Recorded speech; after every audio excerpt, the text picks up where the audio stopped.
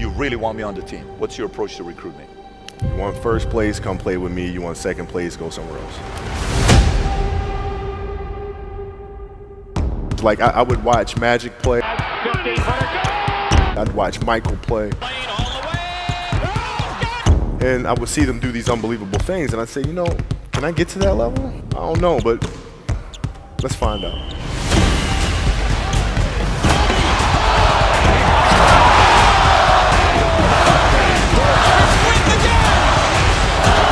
That's why he's the best player in the game. Everything was done to try to learn how to become a better basketball player. Everything. And so when you have that point of view, then literally the world becomes your library to help you to become better at your craft. So because you know what you want, the world's giving you exactly the information you need to become better at it. Because you know what you're looking for. So many guys tell stories about your work ethic. Yeah. What was really your work ethic like, and for how long did you stay disciplined?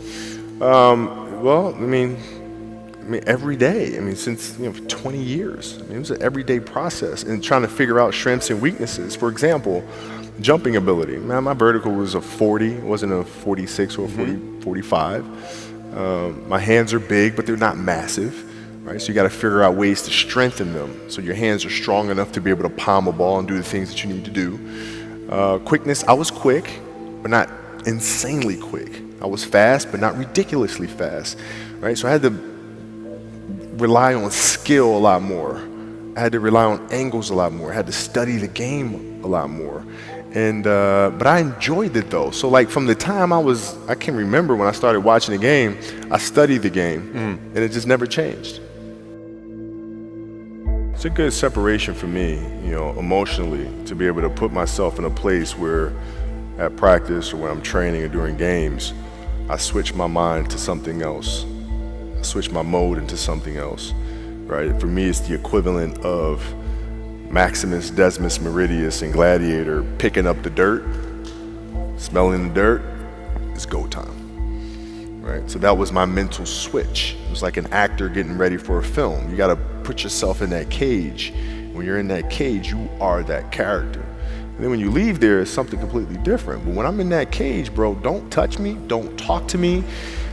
Just leave me alone. How did you get mentally and emotionally so strong where it doesn't bother you? Well, you got to look at the reality of the situation. Like for me, it's not, you kind of got to get over yourself. Like, it's not about you, man. Like, okay, you feel embarrassed. You're not that important. Like, get over yourself. That's where you go. Get over yourself, right? Like you're worried about how people may perceive you, and like you're walking around and it's embarrassing because you shot 5 air balls. Get over yourself. Right? And then after that, it's okay, well, why did those air balls happen? Got it. High school, year before, we played 35 games, max, right? Week in between, spaced out, plenty of time to rest. In the NBA, it's back to back to back to back to back to back to back. I didn't have the legs. So you look at the shot, every shot was online, but every shot was short. Right? I got to get stronger. I got to train differently. The weight training program that I'm doing, I got to tailor it for an 82-game season so that when the playoffs come around, my legs are stronger and that ball gets there. So I look at it with rationale and say, okay, well, the reason why I shot air balls is because my legs aren't there. I go, well, next year they'll be there. That was it. Done. Were there some names that you looked at and says, these 3 guys are as crazy as I am? At the time, I deal with what I've referred to as Goat Mountain. I went to Goat Mountain, and I talked to Magic, Michael, Bird, Hakeem Olajuwon, Jerry West, Oscar Robinson, Bill Russell. So I would talk to them.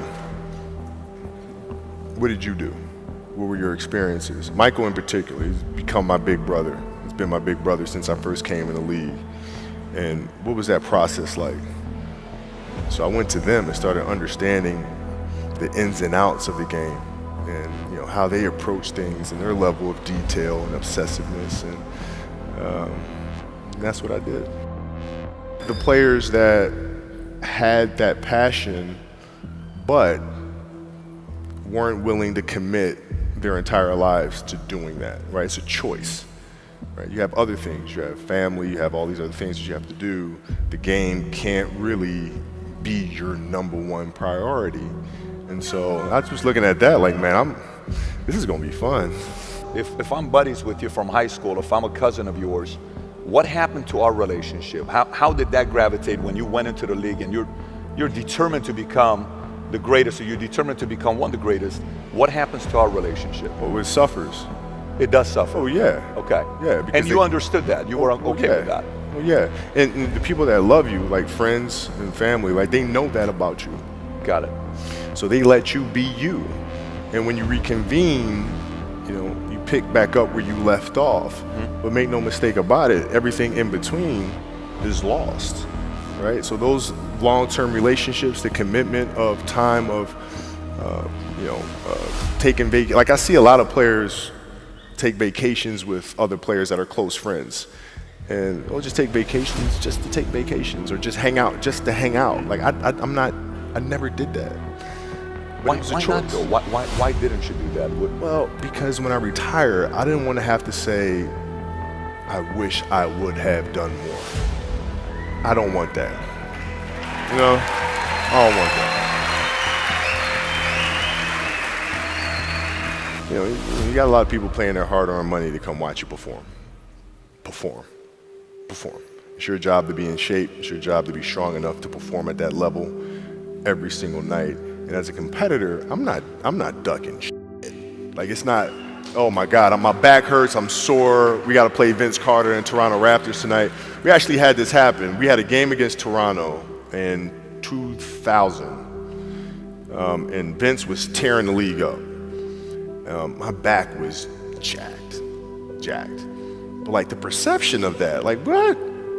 Kobe's missing the game against Toronto and Vince Carter because my back was really spasming. But people will be like, what? Oh, he's ducking Vince. Excuse me? No, I don't think so. So I would be in the layup line like, okay, there's a lot of days where you can rest and recover. Today ain't one of them. Your back can bother you any other day. That shit ain't bothering me today. He gonna have to see me today. Yeah. Oh man. Yeah. If you're looking at a big investments you got to make, what is the decision-making process there? Do you call? Is there first you do your own research? You take this much time. You call an advisor. Is there a system you follow? It's pretty simple for me. It's do you understand the business? Is it a business that you can help in some form or fashion? What are the barriers of entry to that business? And then the entrepreneurs themselves, the company itself, right? Do they have a culture that you believe is sustainable?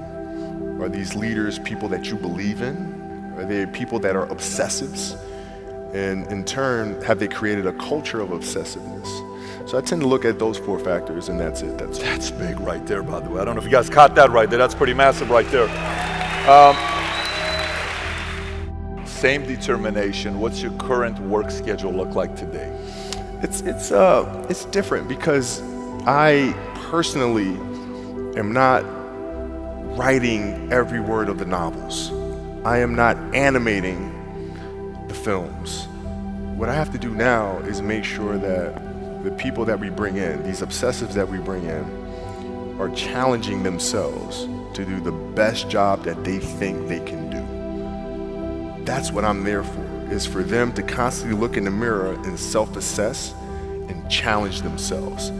If we have a project and you're saying, okay, I can do that, that's not the project we want. The projects that say, I don't know if I can animate that. I don't know how to write that story. I don't know how to do that. Those are the things we want, because through that curiosity, you'll reach a level that you didn't think was possible. And so running the studio, that's what I'm doing.